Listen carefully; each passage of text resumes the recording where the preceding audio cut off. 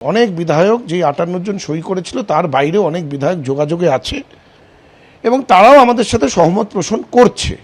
কারণ আমরা যেই কারণেই লড়াইটা লড়েছি সেই কারণ তো সবার জন্যই এক।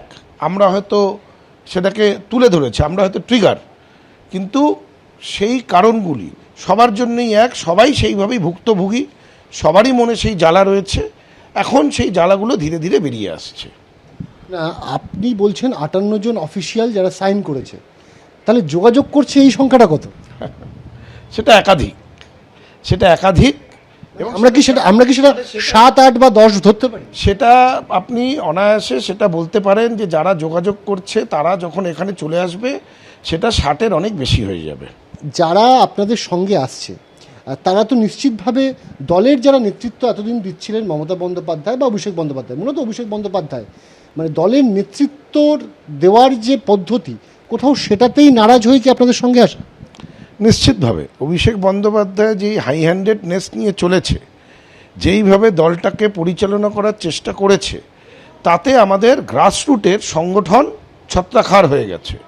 কোনো রিপোর্ট জেলা লেভেল থেকে ব্লক লেভেল থেকে না নিয়ে এককভাবে ওপর থেকে চাপিয়ে দেওয়া, তাতে সংগঠন কমজোর হয়েছে, যার জন্যে আজকে এই বিপর্যয়ের সম্মুখীন হতে হয়েছে দলকে।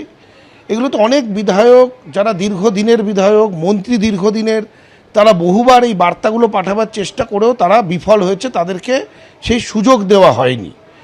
এবার যারা দীর্ঘদিন ধরে রাজনীতি করছে তাদের অভিজ্ঞতা, আর যারা উপরে বসে রয়েছে এবং এজেন্সিকে ব্যবহার করে রাজনীতি করার চেষ্টা করছে, দুটো তো এক হতে পারে না। সেটা তো পরিষ্কার হয়ে গেল, এই নির্বাচনের ফলাফলেই সেটা পরিষ্কার হয়ে গেল।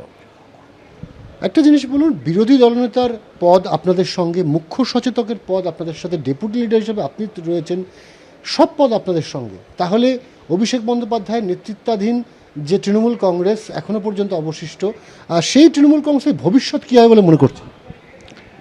দেখুন, ওদের ভবিষ্যৎ কী হবে সেটা তো আর আমি জ্যোতিষী না যে প্রেডিক্ট করতে পারবো, কিন্তু আমরা প্রিন্সিপাল অপোজিশন হিসেবে স্বীকৃতি পেয়ে গেছি। পরিষদীয় দল আমরাই বিধানসভার মধ্যে এবং আমরাই প্রধান বিরোধী। সেই কারণেই তো এলওপি এবং চিফ হুইপ দুটোই যারা সই করেছিল তাদের মধ্যে থেকেই স্বীকৃতি দেওয়া হলো। এটা তো নিয়ম, 2/3, মোর দ্যান 2/3 এমএলএ স্বাক্ষর করে সমর্থন জানাচ্ছেন, তো সেটা তো আইনত, সেটাই নিয়ম এবং সেটাই করেছে মাননীয় অধ্যক্ষ। একদিকে যখন রাজ্য রাজনীতিতে আমরা দেখতে পাচ্ছি যে তৃণমূলের মধ্যে বিরাট একটা ভাঙন, এবং সেই ভাঙন একটা ব্লক তৈরি হয়ে গেল, যে ব্লক এই মুহূর্তে পরিষদীয় দলের স্বীকৃতি পেয়ে গিয়েছে, ঠিক তখনই সংসদীয় দল তৃণমূল কংগ্রেসের সেখানেও শোনা যাচ্ছে যে বিরাট একটা ভাঙন আসতে চলেছে, এমনই গুঞ্জন দিল্লির রাজনীতিতে। আপনার কাছে কী খবর? দেখুন, আমি তো বিধায়ক, আমি তো আর সাংসদ নই, কাজে রাজ্যসভা লোকসভা আমি কোনোদিন যাইও নি। আমিও টিভির মাধ্যমে আপনাদের মাধ্যমেই এগুলো শুনতে পাচ্ছি, দেখতে পাচ্ছি। যখন ধোঁয়া ওঠে আগুন তো নিশ্চয়ই আছে, সেটাই মেনে চলছি। দেখা যাক, কিছুদিনের মধ্যে সেটাও পরিষ্কার হয়ে যাবে। বহু পুরনো সাংসদ, সম্মানীয় সাংসদ, তারাও মুখ খুলছেন, তারাও বিষয়টাকে সামনে নিয়ে আসছেন, তুলে ধরছেন। তো আমার সেটা দেখে মনে হয়েছে যে সেখানেও নিশ্চয়ই কোনো ডেভেলপমেন্ট হচ্ছে। এবিপি আনন্দ, এগিয়ে থাকে, এগিয়ে রাখে।